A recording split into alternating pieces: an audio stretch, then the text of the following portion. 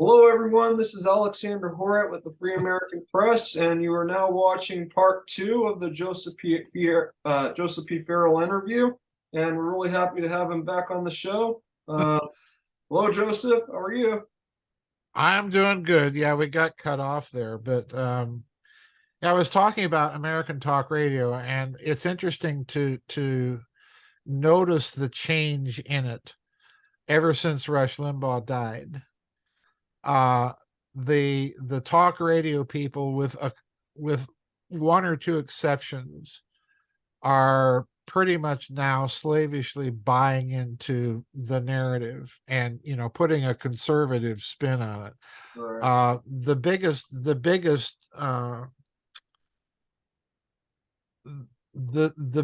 baboon that I can think of in that respect is Sean Vanity. In fact, I caught a bit of his show today where he was lambasting Vladimir Putin for all the evil things that he's been doing in the Ukraine. And I'm like, where is any of the concern about the Azov battalion Nazis and the things that they were doing? uh you know it it just it just dumbfounds me. And of course there was no reference to the fact that at least Putin and his leadership team are trying to stand up for some sort of traditional values and institutions and stand up against the wokery that's going on in the West. There was no mention of it. So, I look at these people with an increasingly jaundiced eye, and it's going to get worse, folks. I'm telling you right now, it's going to get much worse. Yeah, and they all seem to be worshiping Elon Musk, saying Yeah. how good he's doing. And it's just, Well, Elon Musk, they have been trying to push him or portray him as kind of the spokesman for the forgotten center and more traditionally minded people in this country, of which I would opine the vast majority of population are.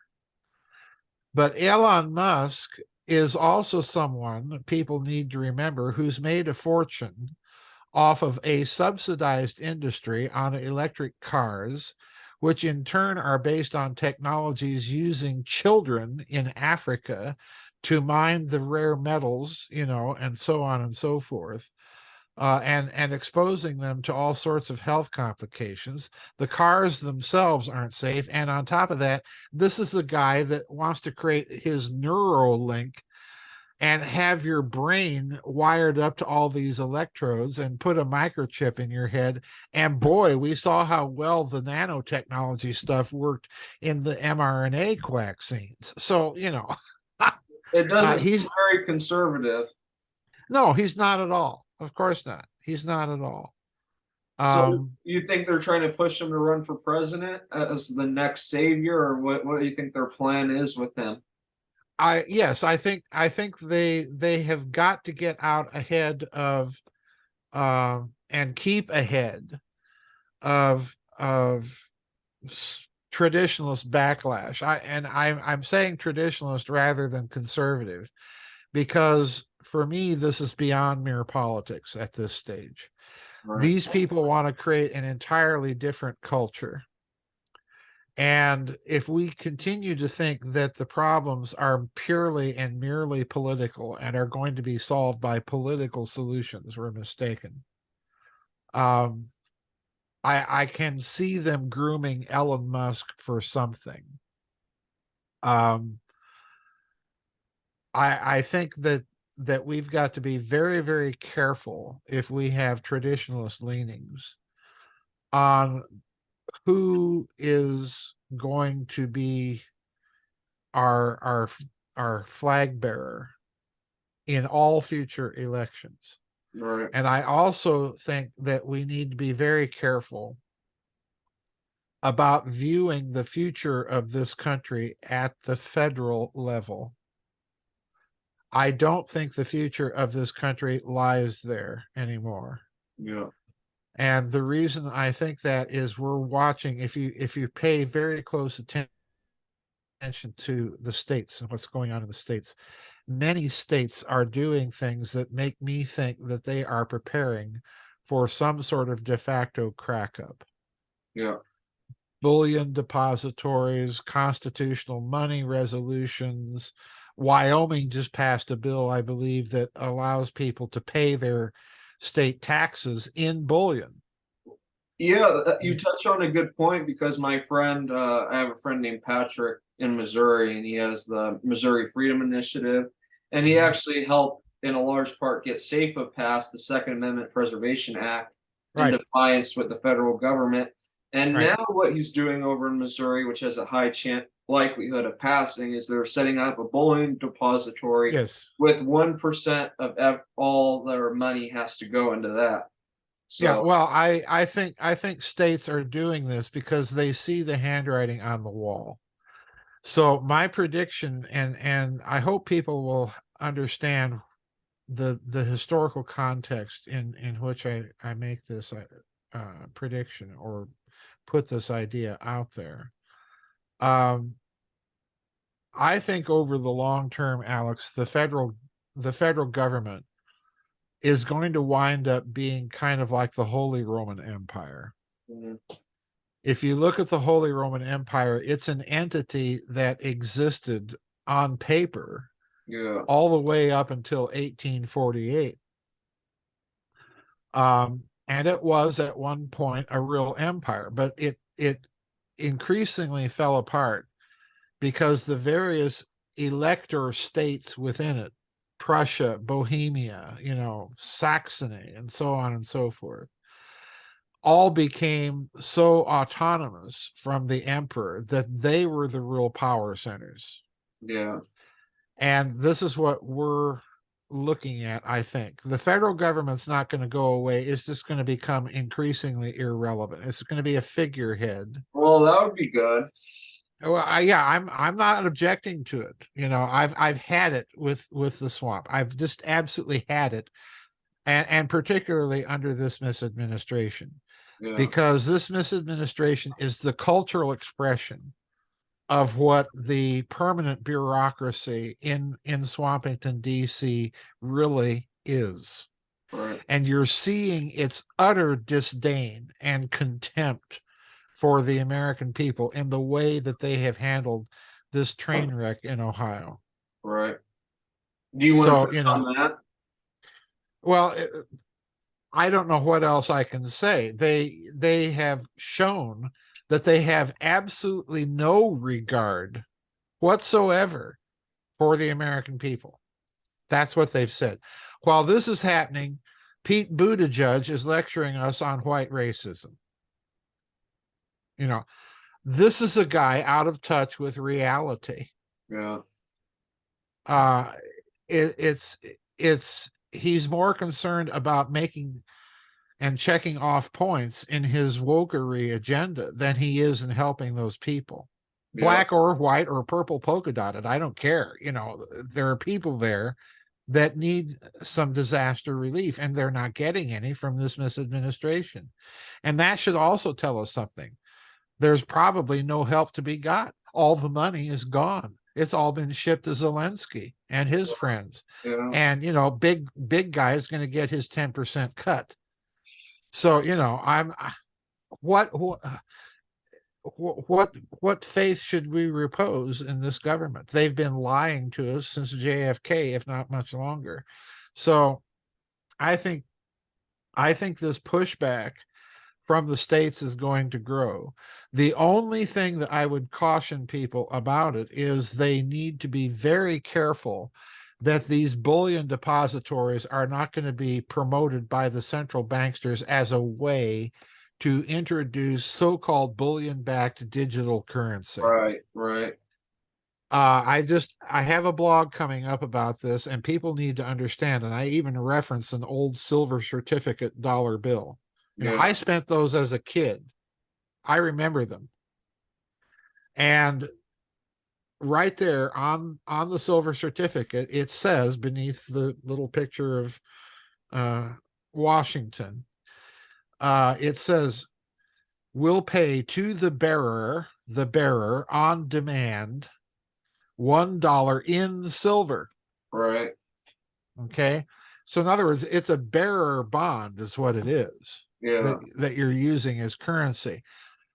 And it's that convertibility to a physical medium of exchange that the central bank digital currencies are not going to have. So I want people to be aware bullion depositories and constitutional money resolutions are fine and dandy, but unless you're willing to commit to the convertibility and exercise the sovereignty of seigniorage, and if people don't know what seigniorage is, go and look it up. If they're not willing to commit to that, all of this so-called state nullification and blowback is just more hot air.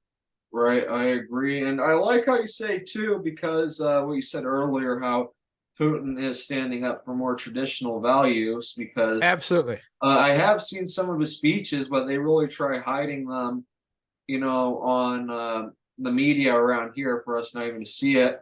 The only thing that concerns me is that, I would love to think that Putin's actually, doing the right thing, but the whole collapse of the Soviet Union, everything, just like there's all this stuff that went on.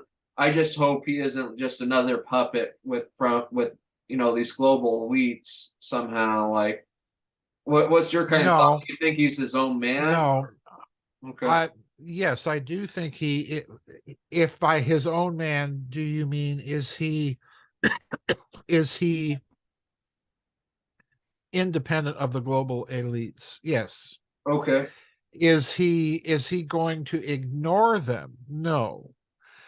uh the Russian mentality is very different from that which we have in the West, particularly in this country, uh because in this country you're dealing basically with an entire population that's been disenfranchised by Mr. Globaloney. Right. In other words, we have no real representation. And I'll be very blunt and just put it right out there. We really don't. Maybe 20 or 30 people in the current Congress represent the actual genuine views of most Americans, maybe 20 or 30. I The agree. rest of it is, they're blowing hot air. They're Mitch McConnell's. Yeah. Um, But in Russia, you've got to understand you're dealing with a different culture, and part of that culture is realpolitik. They know that are dealing with a cadre of people of leadership in the West that they don't like, and they don't like what they stand for, but they will talk with it, and they will from time to time adopt some of their positions. That doesn't mean they're entirely in agreement with them. It doesn't mean that at all.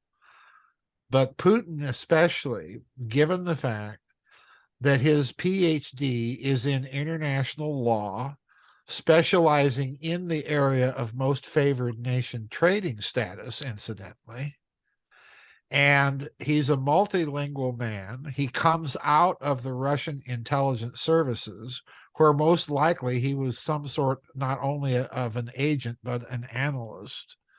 And he's multilingual. And he speaks German, he understands English, and so on. So, in other words, you're not dealing with a Joe Biden. He does not need to plagiarize the leader of the Labor Party in Great Britain to get his ideas. Okay. Yeah. um, and we're, on the other hand, led by an idiot and a criminal, and now a man whose moral hypocrisy has caught up with him and given him dementia. I just think he's not really leading us though. Like, he's the figurehead, but Yeah, exactly. there's definitely like I guess it's just the bankers pulling the strings with him, right? The Federal Reserve, they run the show, I guess. Like, Well, it's Eisenhower's old military industrial complex, only now we'd have to say it's a military industrial media banker entertainment complex. yeah, Because the other thing you have to look at the American media, as falsely so called, is it's just it's entertainment. I call it the propatainment media.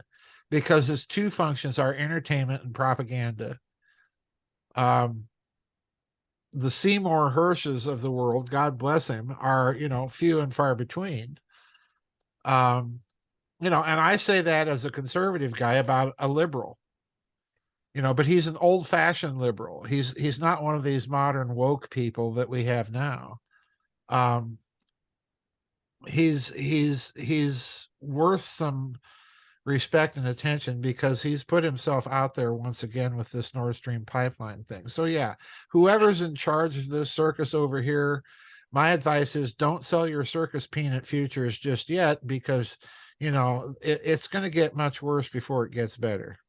Oh, I completely agree. I think it's just so what do you think everybody should do, just the people in Russia and the United States? What are some good advice that you would like to give them? Well, if anybody's listening in Russia, my advice is keep doing what you're doing, and don't reverse course on this Ukrainian mess. Because rest assured, if you do reverse course, the so-called leadership of the West will be in there in a heartbeat trying to fill the vacuum and make it a much worse situation than it is now. My advice to people in the United States, and Canada for that matter, is start paying much closer attention to local and regional and provincial politics. Particularly when you're dealing with provinces or states that are pushing back against the central authority. Much more of that needs to be done. When it gets to the point that the state legislature of Idaho is now openly and seriously considering allowing those counties in Oregon to join Idaho. Yeah. And, whether or not that actually gets to Congress or not is not the point. The point is it's getting so bad in Oregon that the people want out from under that woke regime in Salem and Portland. Yeah. And they're willing to join another state. Watch, folks, this is going to continue. It's going on in California. It will happen, I think, eventually in New York, because again, you're dealing with a state where most of the state is very traditional and very conservative, and it's Albany and New York City running the state and running all those other people to the ground. Yeah, and those people, they don't get any representation. The big cities decide everything, and Right. there really should be double or triple the amount of states. Like some of these states are bigger than European countries. Like when a political entity is so big, it's hard to even like do the things that need to be done. Well, when a political entity gets this big, it becomes inefficient. Right. You know, um, if you read the Madison and Hamilton Federalist Papers, two of the country's best propagandists for insanity, I'm displaying my anti-federalist cards again. But these two yahoos basically foisted off a system on us by a complete misreading of history, Right. because they're criticizing the Venetian Republic, the Swiss, and so on and so forth, and they're forgetting about the Dutch. Yeah. Totally. You know, come on, folks. Do me a favor, if nothing else. Yeah, read the Federalist Papers, but pick up the anti-Federalist papers from time to time and read some of those too. I think Uh, Patrick Henry, he really summed it up when he said, "I oh yeah, smell a rat," because yeah. he really should have been the leader of the country because he's the one who started everything. Like all these Well, other people started. Patrick Henry and some of those, Patrick Henry and some of those anti-federalists are worth reading. And you're right, he smelled a rat. And I quite frankly I do too. Because had the Federalists been concerned with real liberty and freedom, the Bill of Rights wouldn't have been a bill of afterthoughts. Right. The Bill of Rights would have been right up there at the beginning of that document in the preamble I agree. and spelled out. They had to be added in order to get that document passed. And that should tell us something about the people who put it together. Yeah. So, I'm at this point, I'm hoping the states, Texas, Missouri, all of these states that are doing these pushback legislation schemes, I hope they keep doing it, but I hope they realize that soon at some point that pushback has to be given real enforcement teeth. I agree. That's true. I guess just for a final question, Mhm. is like we were talking about earlier, fake alien invasion, or there could be a nuclear war or something. But in any case, it seems like they plan on rounding up the people, maybe putting them in these UN cities or whatever they're planning on doing. So, how do you think they would go about that? How do you think people can prepare for their next, man-made disaster? Um, Boy, that's quite a few questions. I if it comes to a nuclear war, I think most Americans have the wrong impression of what the Russians would do. And I hope Mr. Globalone is paying attention here. If you have been watching the way the Russians have been handling this war in the Ukraine,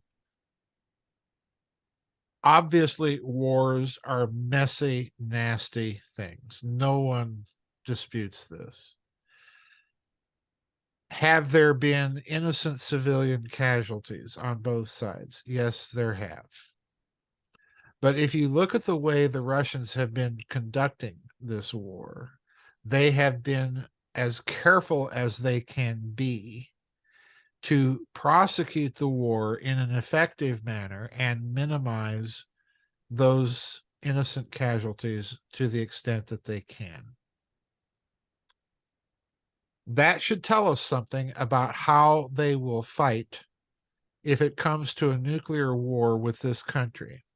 Because, first of all, the Russians' leadership will realize that it is not the American or Canadian or European people that want any war with Russia. It's Mr. Globalone. It's Biden. It's George Soros. It's Der Hochklaus von Bloschwab, Freiherr von Bombast that want all of this stuff. So when they strike, my thinking is the Russians are going to attempt to minimize any civilian casualties, and they are going to attempt to decapitate the global leadership and take out the hiding nests of people like the Soroses, the Chuck Schumers, the Mitch McConnells, the Nancy Pelosis, the Boris Johnsons, that whole ilk. They are going to go after those people. That would be my impression. And then, having decapitated, then they take care of the military resources and take those out. That would be my guess as to how the Russians will play it. And that doesn't mean there won't be tremendous civilian casualties. That doesn't mean that. But it's not a matter of the Russians dropping hydrogen bomb after hydrogen bomb on American cities to wipe out the population. That kind of nuclear war is not the kind of war the Russians, in my opinion, will fight at all. Yeah, but definitely. I think you're right, because if they did that, the United States might do that too. The Or United States has to do that, and I'll tell you why. What major intercontinental ballistic missile system have we put into place as our land-based part of the triad?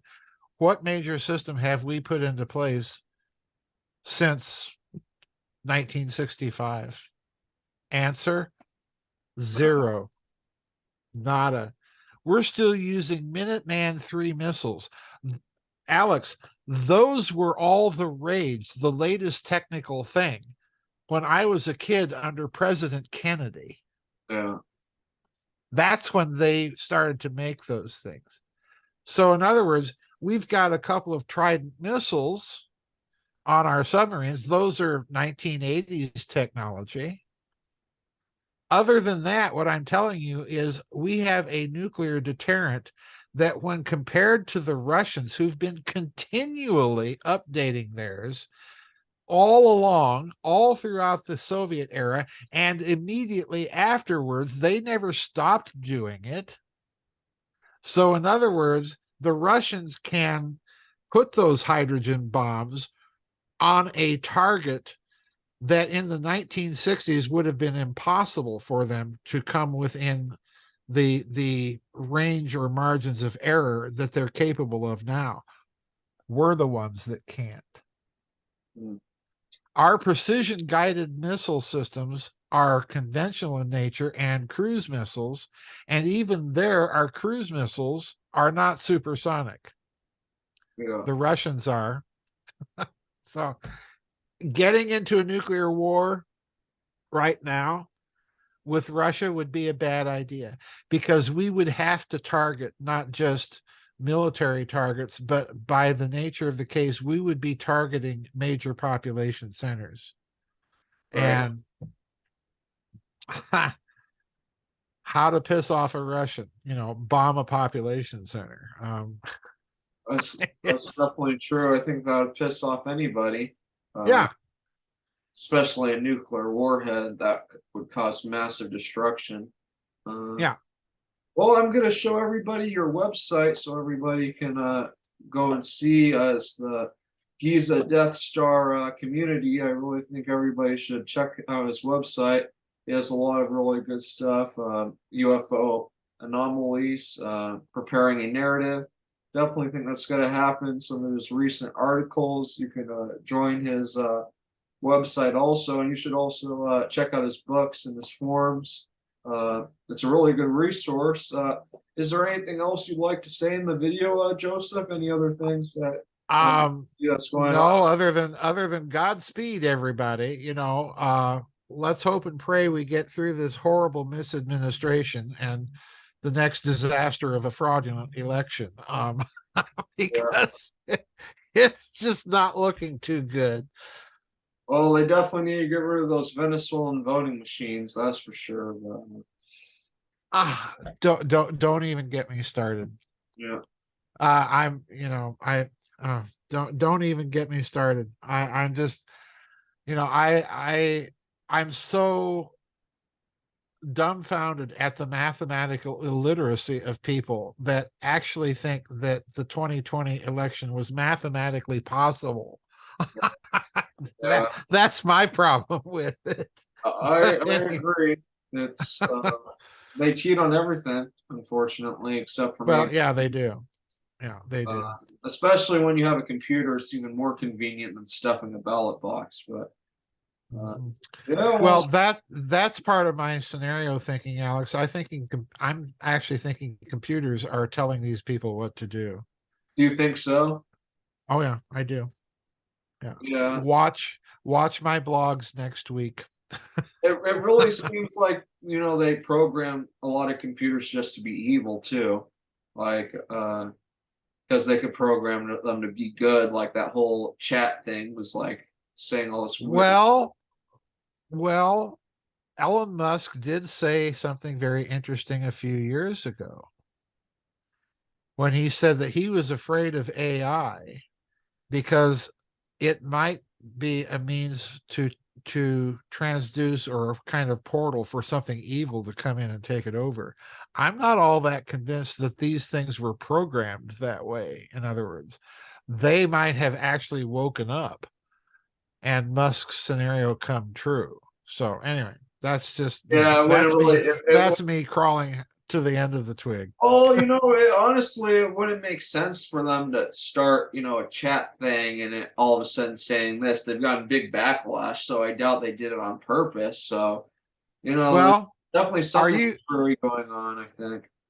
are you familiar with Isaac Asimov's science fiction, and particularly the book I, Robot? I've read a lot of science fiction, but I don't know Okay, Isaac Asimov was a famous science fiction author back when I was a boy. Yeah. He's the guy that wrote the novel that was the basis of the Will Smith movie, I, Robot. Okay, that's Isaac Asimov. Isaac Asimov in the novel has his 3 laws of robotics. Go read the novel and notice that none of Asimov's 3 laws of robotics have been part of AI programming. Hmm. In other words, it's not the program, it's not the positive contents of the program, it's the absence of those 3 things in the programs that are causing this. That's very Go odd. read it. Yeah. Go So read the novel. Read what Isaac has, or you can look it up online. The 3 laws of robotics. Go read it. You'll be astonished. that's definitely strange. Well, I think you really gave us a lot of really good information, and just like to thank everybody who watched these 2 videos. I hope you can share it with your friends. Check out Joseph's site. And a really big thank you again, Joseph, for coming on the show. Thanks for having me back, Alex, and take care. Oh, you too. We hope to have you on again soon. And thanks again to everyone. I hope you have a good rest of your day. Bye. Bye bye.